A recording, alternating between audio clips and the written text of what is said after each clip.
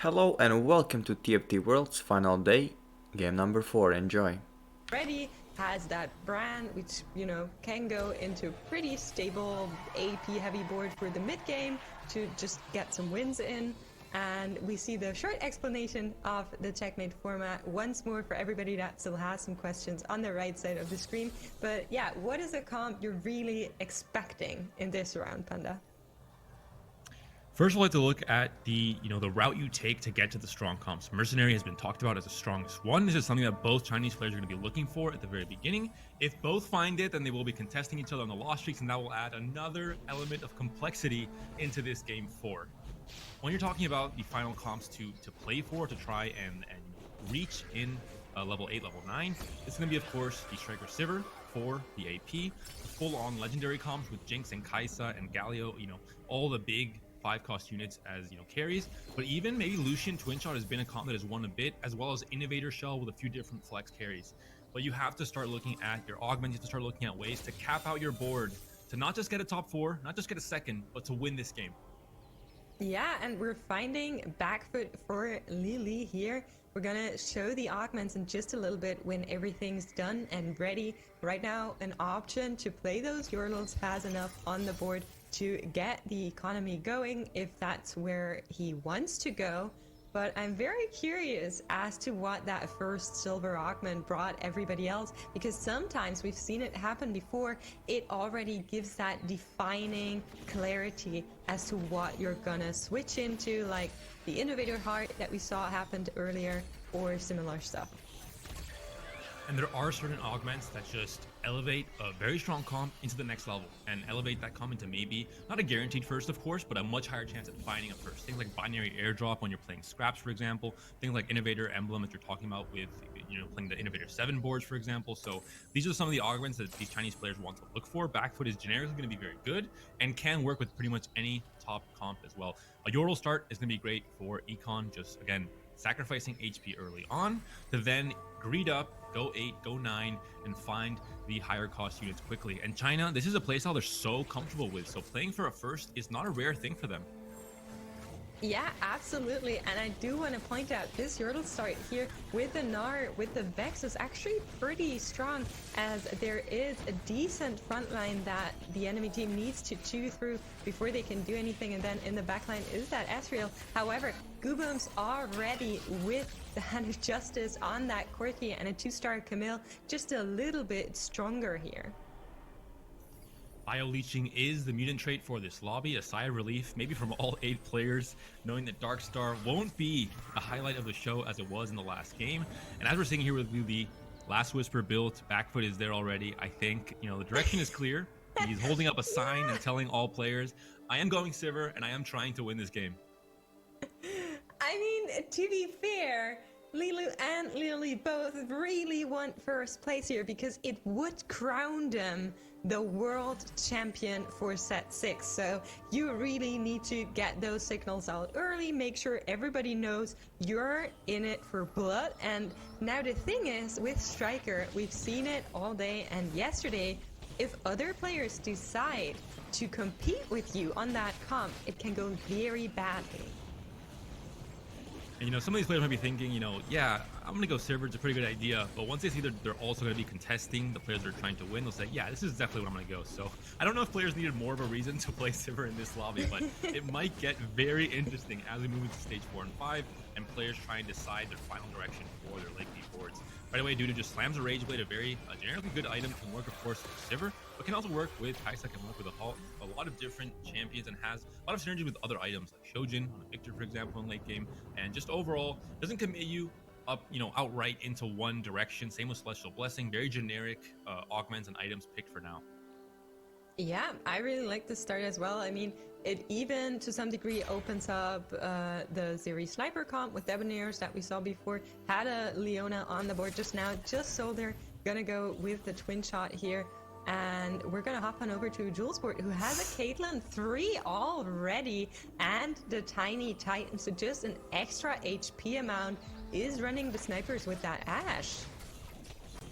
Well, as long as the positioning is good from Ujul, I think we know who's going to be win streaking all throughout stages 2 and 3. I think he did manage to see BokBok's video on the client, managed to get the Caitlyn 3, the secret tech, and now is going to be able to maybe have a fantastic early and mid game for this game 4. Yeah, I mean, I love Caitlyn as a unit. I'm generally a fan of snipers, so seeing this makes me really happy from Ujul here. I'm not sure if in the end we aren't even seeing a sniper comp. We have seen 4 snipers come up once and again throughout yesterday from these players, so I wouldn't be too surprised if that is already a direction we want to go in, and we're not even looking to sell her if we can find some other units to make this work, especially that Siri later on. But Ujul is actually really looking for second or first place here, as they also want those 18 points to qualify in the next round for winning the title. For the most part, Caitlyn 3 is not necessarily a unit that scales all the way into, stage 5, for example, but when you put 2 Shojins on her, maybe she will, because she'll be killing everything in one shot and casting so much all throughout stages 2, 3, possibly 4 as well. We'll see if she ends up falling off and if Ujul ends up switching to maybe a Victor at stage 5 onwards, but I can tell you right now, Max, he's going to be win streaking for a long time. Yeah, and you could just see other players come up on Ujul's board and just being like, well, yeah, okay, that's happening. I love that so much with the little, where you can see the little legends come on up. But we're back on Gubam's board, who is fighting TXE. TXE right now has this crab generated, Seeks in the backline, and is trying to compete here, but that 6 will not be enough. Gubam's going to take the win here. And TXE rather did have blue battery, an augment that works really well with Brand, of course, is one of the carries that a lot of players have just decided to, they see blue battery in the first augment choice, they try forcing Brand VIP and end up usually getting top 4 with it. It's a very consistent comp in terms of having a very strong early and mid game, and still, not being a comp that wins lobbies, but a comp that does place very well in the end. Looking at Goobums here, Battle Mage is interesting, but as with most of these augments that require different positioning, it can be a problem in the late game where you're forced to lose out on some of that value to make sure you're not, kind of inting a bit too much with your positioning where your opponents can read into it and force certain CCs on most of your units. Yeah, you don't want to open up any possibilities in the late game for enemy Frozen Hearts, Shroud, Zephyrs, certain CCs, Tom Kench, Devours, right? There's so much that can happen. So you really need to then look out for your carries, make sure they're not getting in any of these situations. And sometimes it means you're losing out on a back foot or a battle mage or similar augments like Knife's Edge. But yeah, maybe. So we're seeing the Tryndamere with the IE from Altanawe here. Do you think we're going to see another Tryndamere reroll, maybe? It's a possibility. He got the Clockwork emblem off of the Ancient Archives. Maybe going to decide to go into 4 Clockwork later into the game. As we talked about it, it's something that, Goobums has played a lot of in the WAP tournament leading up to the Worlds. It's something that he thinks is stronger than people think. Not necessarily, that doesn't mean it's strong and wins lobbies, but it's just underrated. And it's so an avenue that maybe Altanawe can take in this game.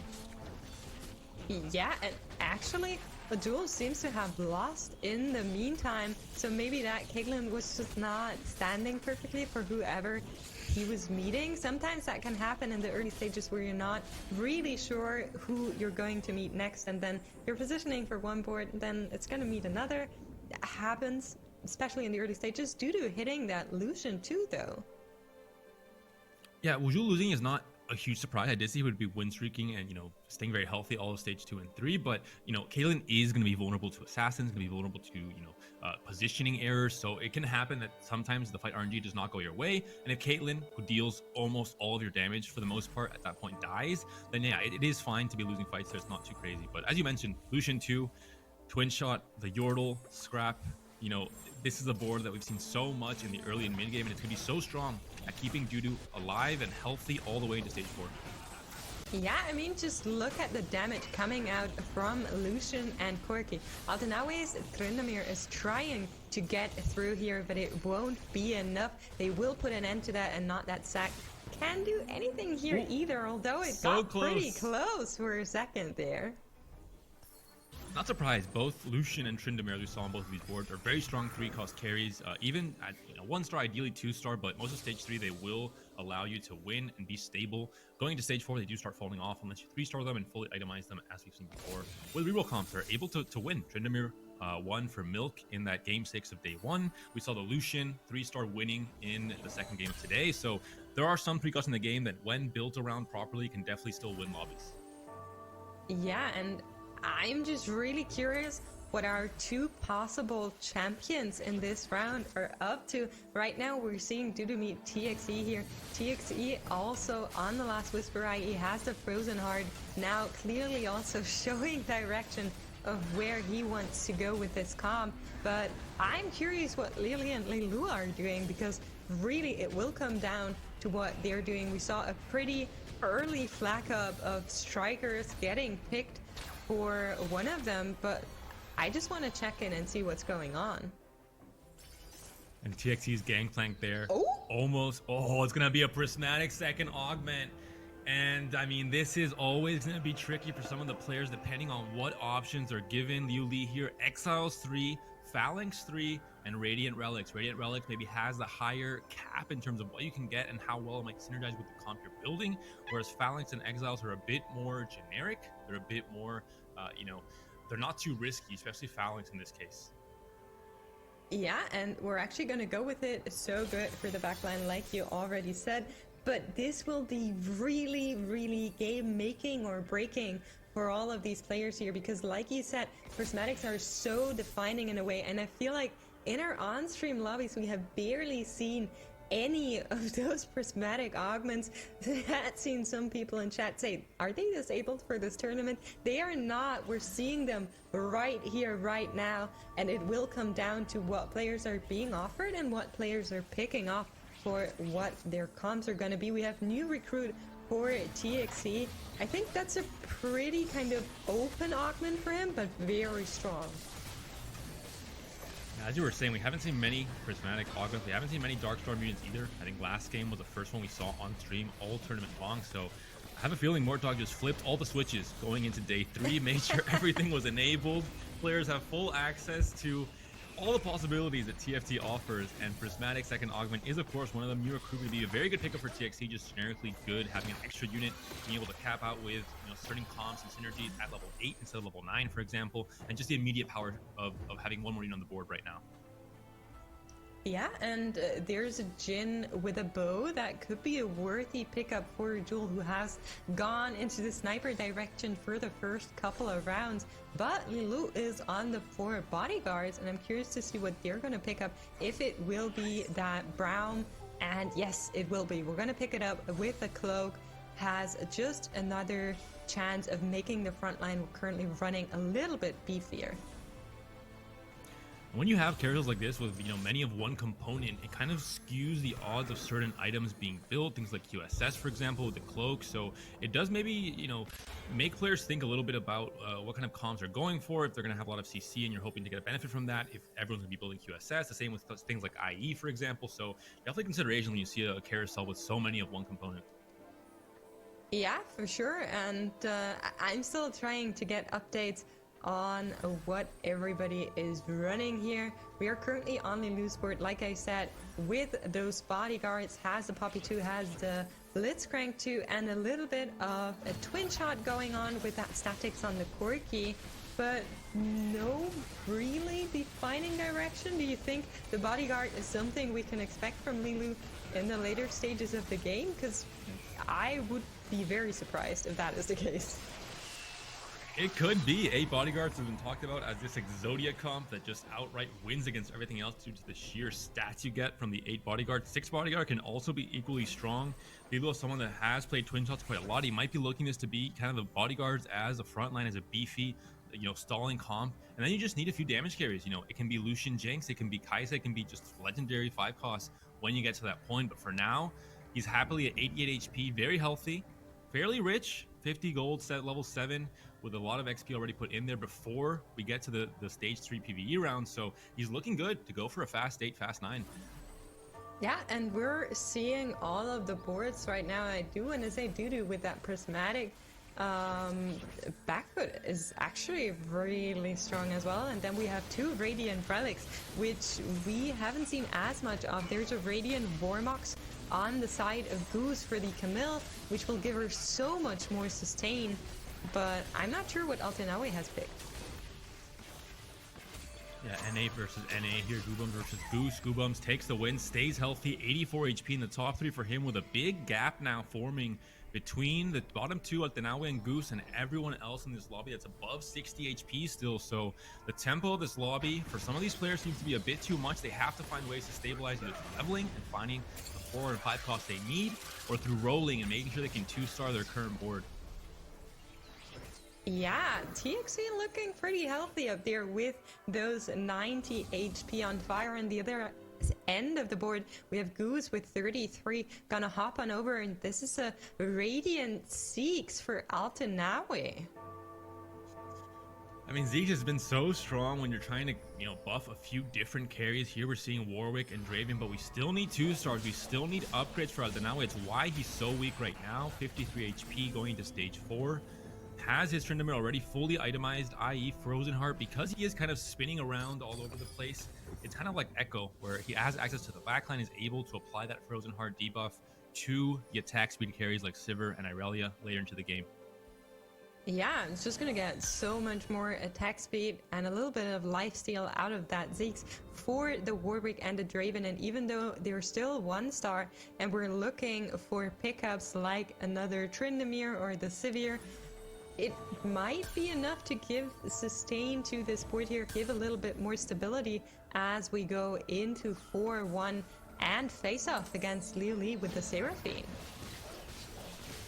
He already has a Seraphine online, has the Singe coming in, flipping with the CC, the Tryndamere doing work on the backline, but still so many upgrades missing for Altanawe. He has to find these 2-stars if he wants to stay stable. It looks like he might be okay in this fight. Draven still untouched, dealing damage, killing off units, and Ezreal and Ziggs 1-cost units. I don't think they're quite enough just yet. Ziggs, we talked about him falling off in stage 4. We have arrived, and he has lost this fight. Draven, the 4-cost, with just the better items and just, again, in a position where he was untouched the entire fight, able to deal damage nonstop.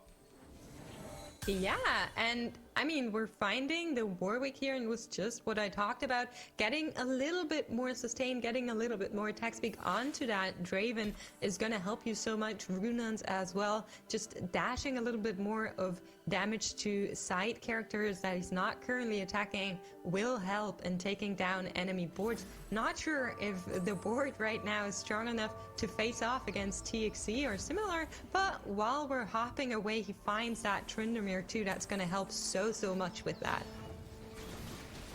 Really has the 5 innovators, has the phalanx, has the locket, so the armor is there. He needs to find the damage though. Still missing a damage carry. Ezreal starts to fall off on stage 4, as we talked about. The 1-costs are great for having a cheap but very effective board throughout stages 2 and 3, but now you have to start finding upgrades. It has to be a Jace, or it has to be one of those flexible carries like the Kha'Zix, like the Jhin, that can, take you through all the way through stage 4, and then in stage 5 you're able to go into your final board. But for now, Ezreal seems to be enough. This is of course a well itemized and just a nice 2-star board at least for Lili. Finds a Zeri, will pick it up, and there is the Seraphine too. Gonna pick up the other one that naturally came up in the shop as well. Gonna add so much more board strength. Another Zeri and a Victor being hit. We're gonna pick her up as well.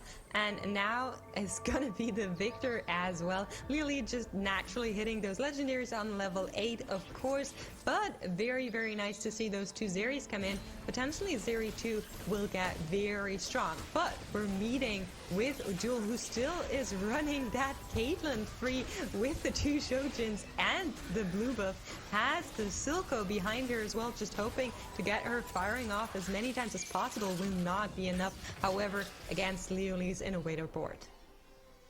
Yeah, just the one, kind of the very trick from Caitlyn, just one target at stage 4 falls off a bit too much. We saw that double Shojin and blue buff built onto Caitlyn. We'll just ask the Caitlyn, how much mana do you want? And she said, yes, I want all the mana. But you lack in damage at this stage 4. We're talking about it's the narrative of these 1-costs just not being able to do enough when it comes to stage 4 and 5, and that's being shown here. Ujul able to pick up the Kaisa, one of the 5,000 with the cloak, Can Li Li get the Zeri? And was that, did he still have the 2 Zeris on the bench? That's gonna be a Zeri 2. Did one of the Zeris have an item? I don't think so. So it's going to be a Zeri 2 with that chain vest, if I'm not mistaken. Here we go. The upgrade coming in on the right side of the screen. But we're hopping on over to Lilu's board, who is still on that bodyguard moment. There she is, the Zeri with the chain vest. Going to add so much more strength to this backline here. And I think this can be a fast 9 at this point. You're stable with Zeri as a damage carry. Doesn't have great items, but you can build with Edge of Night if you find a BF sword for her later on. And then you can just slot in possibly a Jhin to have Sniper if you think you need the extra damage on the Zeri herself. But this is looking scary. Li Li might find himself in a position to go fast 9 and just try and dominate this lobby. Yeah, and Sniper is something that Li Li was actually playing a lot in the past 2 days. So not a comp he's unfamiliar with. Just look at that Zeri dashing around. Is gonna get gripped, but it will not be enough. She goes for another round, takes out the backline, and there we go. That's a big loss for Goose, who's now down to 2 HP. Goose 2 HP, the 7th player at 40. Just not a good early and mid game for Goose. Lost too much HP in the process of making it to stage 5, and now is in a very scary position. One thing to mention in the carousel, we talked about players trying to grief, the Chinese players that are at the top now, because if they win, the tournament is over. And I think none of these players want that. They want to become TFT's champion for the set 6. And no one was able to identify that this Zeri would make a Zeri 2 for Liu Lu, and no one tried to stop him. He was kind of like the 6th pick, right, on the carousel. So very odd for players to not be focused on this.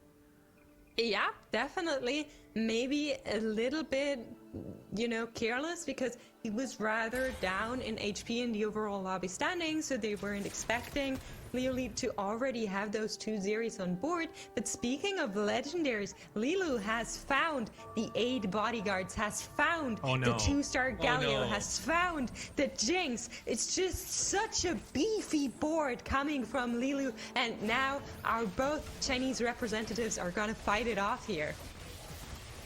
And you were talking about these players have to find a way to find comps that can cap out, that can win lobbies just in their pure strength, regardless of anything else. And I think both players have found it. An early Zeri 2 for one, a Galio 2, and 8 bodyguard comp for another. I haven't played the comp myself, but if Mortlock said this is the strongest comp in the game, I'm going to believe him. And now it just, we're going to have to see what it looks like in this game, and if you're ever going to lose now that he's been able to assemble it. Yeah, I mean, it looks super strong. Just facing off against Lily's Zeri 2 there for a second. Has the Tamkench naturally in the store as well. Will probably not pick it up. We'll try to look for upgrades in that backline, but we're gonna go into the PvE run and see which components we can get to add further strength. Worthwhile to mention, Lilu is also on level up, allowing them to go to level 10 if that is an angle we're looking for in the later stages of the game. Right now, with the HP we're running, it doesn't seem too likely, I would say, but 40 is still plenty to work with, so let's see what comes up here.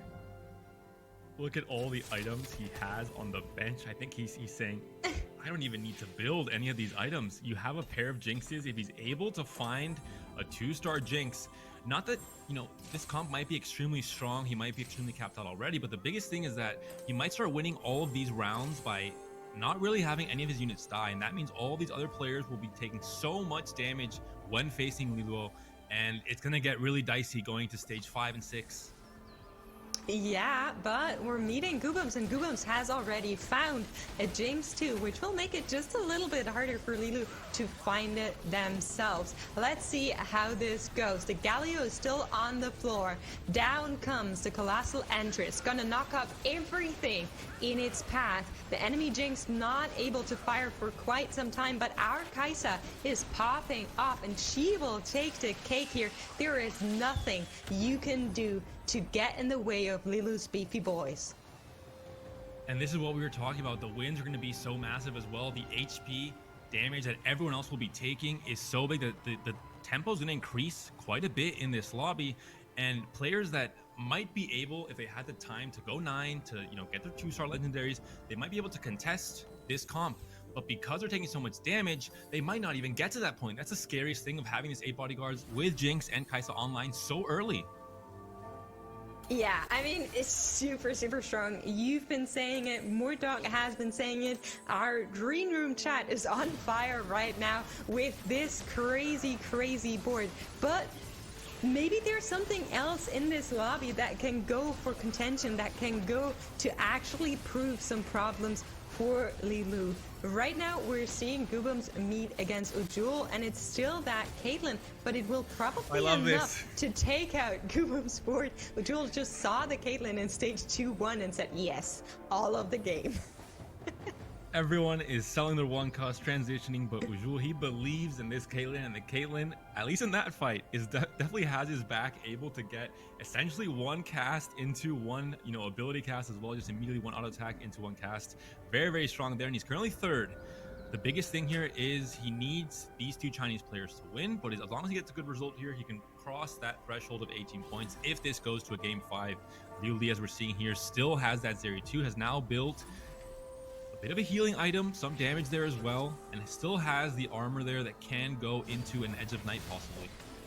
Yeah, and Dudu with that 4-4-2, Sivir has the 2-star Jace just firing off in that backline. I'm not sure if that will be enough to stop Azeri, but it definitely is. This time around, Leo Lee taking a big chunk of health out here. Goose out. Lily on 11 HP, followed by Goobums with 20. And then we look at the top of the lobby. There's Dudu, Wuzul, and Lilu, all with over 40.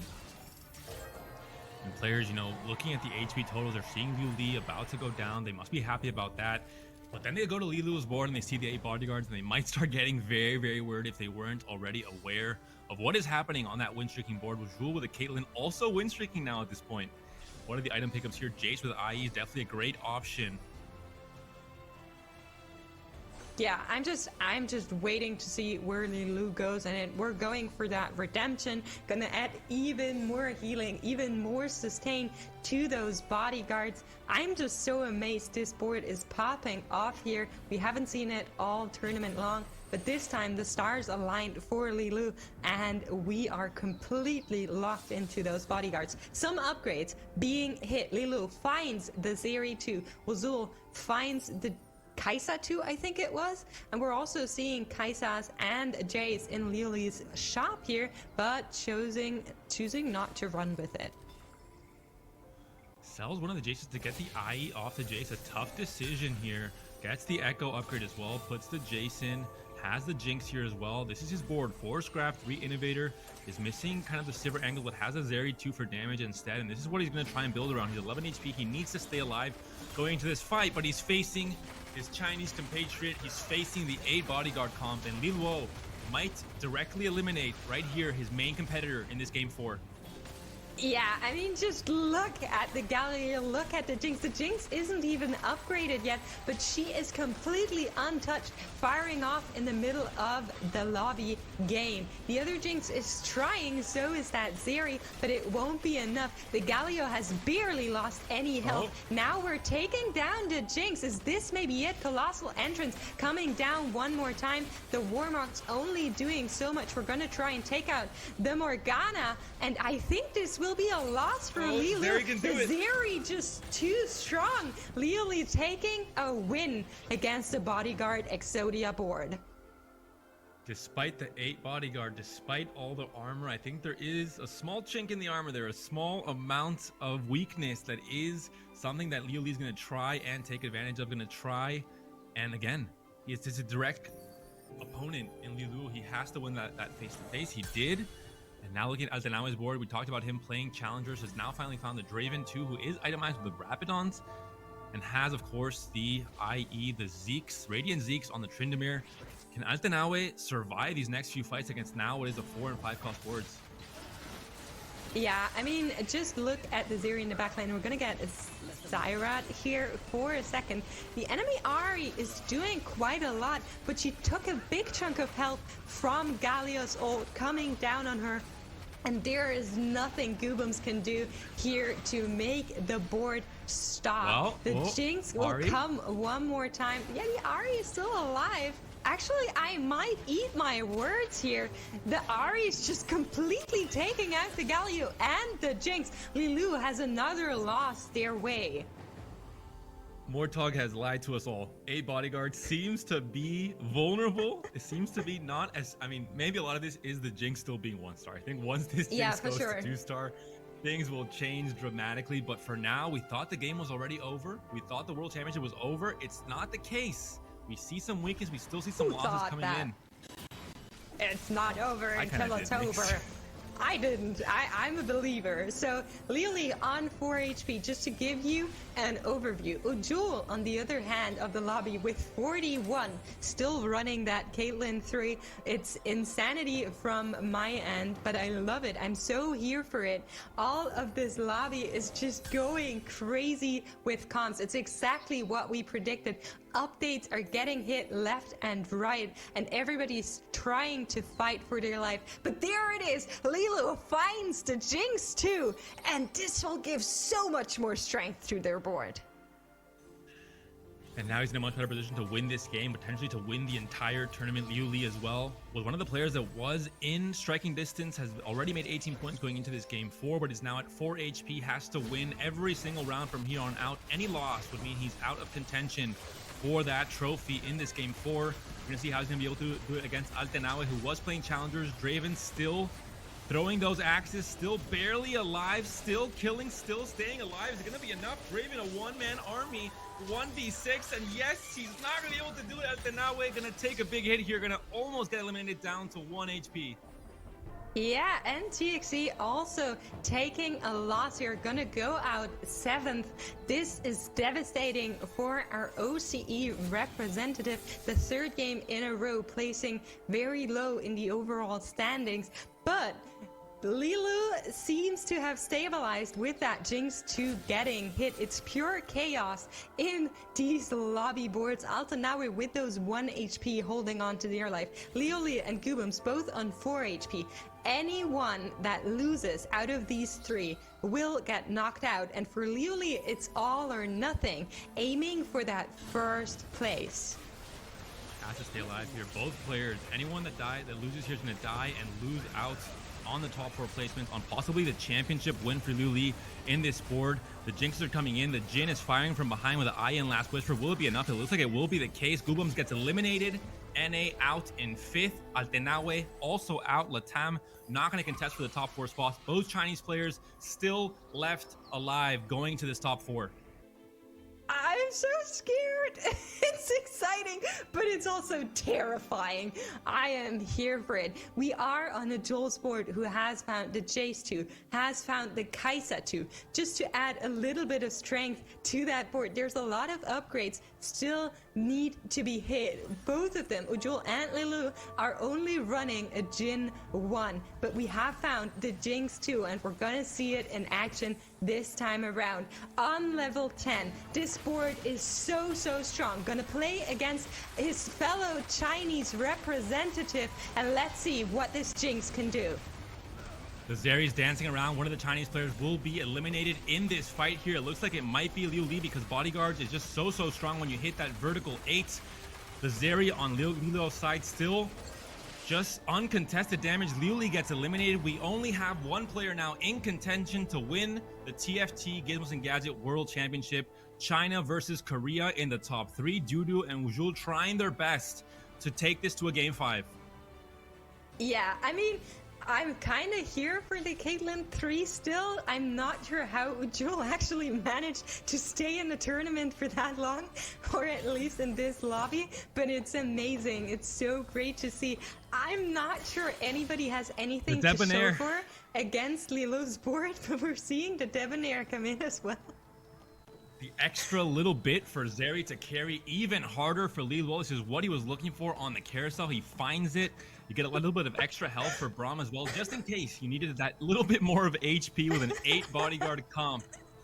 This might be it, depending on who faces who. This might be the end of it. You know, Dudu and Ujul are both at a Pretty low HP total for stage 6. Makes this might be over here. Ujul up against Liluo.